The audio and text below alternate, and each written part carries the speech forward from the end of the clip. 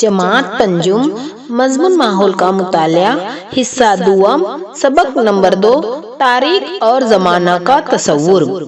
जमाने की तकसीम और खते जमानी। बच्चों, तारीख का मुतालिया करते वक्त हमें मुख्तलिफ जमानों को समझना जरूरी होता है। जमाने को समझने के मुख्तलिफ तरीके होते हैं।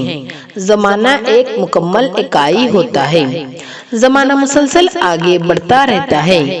क्या तुमने कभी ऐसा सुना है कि कल 2 बजे वक्त ठहर गया था? नहीं ना, यानी जमाना किसी के लिए कभी भी नहीं ठहरता। जमाने का चक्कर हमेशा आगे बढ़ता ही रहता है, लेकिन हम अपनी सहूलत के लिए इसको तकसीम करते हैं। जमाने को समझ लेने का तरीका इस पर मुनहसिर होता है कि हम जमाने की तकसीम किस मकसद के लिए कर रहे हैं और कौन सा तरीका इख्तियार करने वाले हैं। मिसाल के तौर पर सूरज तुलू होता है तो हम कहते हैं दिन निकल आया, सुबह हो गई। सूरज गुरूब होने पर हम कहते हैं कि दिन खत्म हुआ, शाम हो गई। दिन खत्म होकर शाम होती है और थोड़ी ही देर में अंधेरा फैलकर रात हो जाती है।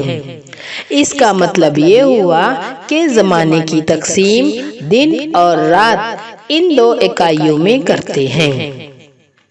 हमारी जमीन एक मखसूस रफ्तार से अपने महवर के गिर्द घूमती है और वो सूरज के गिर्द भी घूमती है।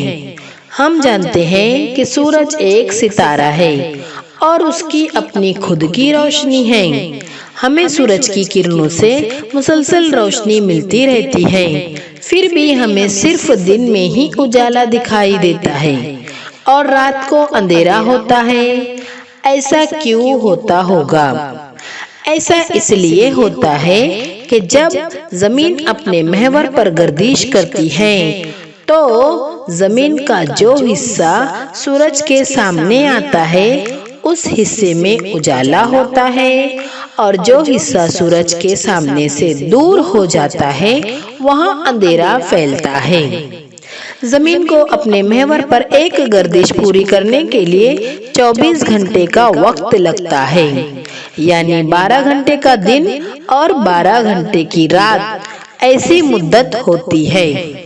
इस तरह एक दिन और एक रात मिलाकर बनने वाले जमाने को एक दिन कहते हैं।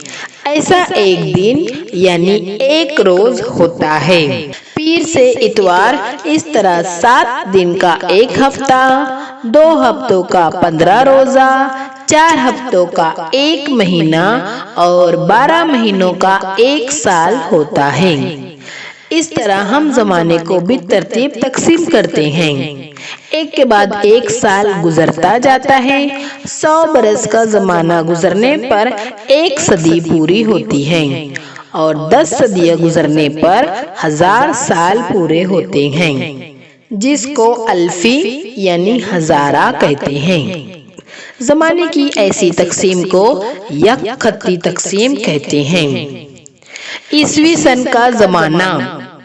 यक खत्ती तकसीम में एक के बाद एक आने वाले बरसों को नंबर वार तरतीब दिया जाता है।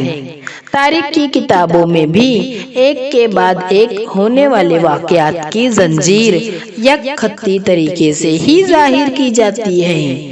इसके लिए आम तौर पर ईसवी सन का इस्तेमाल किया जाता है। यहाँ पर अगर हमें हिंदुस्तान की जंग आज़ादी के वाकयात की तरतीब देनी हो तो वो इस तरह होगी। ईसवी सन 1600 में ईस्ट इंडिया कंपनी का कयाम हुआ। 1857 में कौमी तहरीक हुई। 1885 में इंडियन नेशनल कांग्रेस का कयाम हुआ। 1920 था 1947 तक गांधी जी का दौर था और 15 अगस्त 1947 को हिंदुस्तान आजाद हो गया। इसी को यक खत्ती तकसीम कह सकते हैं। हम जो कैलेंडर इस्तेमाल करते हैं इसकी बुनियाद ईसवी सन पर होती है। हजरत ईसा की याद में ईसवी सन की इब्तिदा हुई। उर्दू में लफ्ज ईसवी से मुराद हजरत ईसा है। जिस साल से ईस्वी सन की इब्तिदा हुई वो ईस्वी सन का पहला साल है। इस साल की इब्तिदा एक इससे जाहिर की जाती है। इसके बाद आने वाले हर साल को तरतीबवार लिखा जाता है। मिसाल के तौर पर 1, 2, 3, 4, 10, 100, 1000 वगैरह। ईस्वी सन के पहले 100 वर्षों को पहली सदी का जमाना 1 से 100 इस तरह लिखा जाता है। इसी ईस्वी साल का पहला अल्फी हजारा ईस्वी सन 1 ता 1000 लिखा जाता है। ज़माने क़ब्ल मसीह। ईस्वी सन की इब्तिदा होने से पहले का ज़माना ज़माने क़ब्ल मसीह कहलाता है। इस ज़माने के बरसों को गिनते वक्त हर साल के आदाद उतरती तरतीब में लिखे जाते हैं। क़ब्ल मसीह सन की पहली सदी की इब्तिदा 100 क़ब्ल मसीह से और 1 क़ब्ल मसीह पर खत्म होती है। इसी तरह क़ब्ल मसीह ईस्वी के पहले 1000 वर्षों की इब्तिदा 1000 क़ब्ल मसीह में होती है और इसका इख्तिताम 1 क़ब्ल मसीह ईस्वी पर होता है। इसलिए क़ब्ल मसीह के पहले 100 साल यानी पहली सदी का ज़माना 100 ता 1 क़ब्ल मसीह हुआ और क़ब्ल मसीह के पहले 1000 वर्षों का ज़माना 1000 से 1 क़ब्ल मसीह हुआ। क़ब्ल मसीह के ज़माने को लिखने का एक खास तरीका होता है।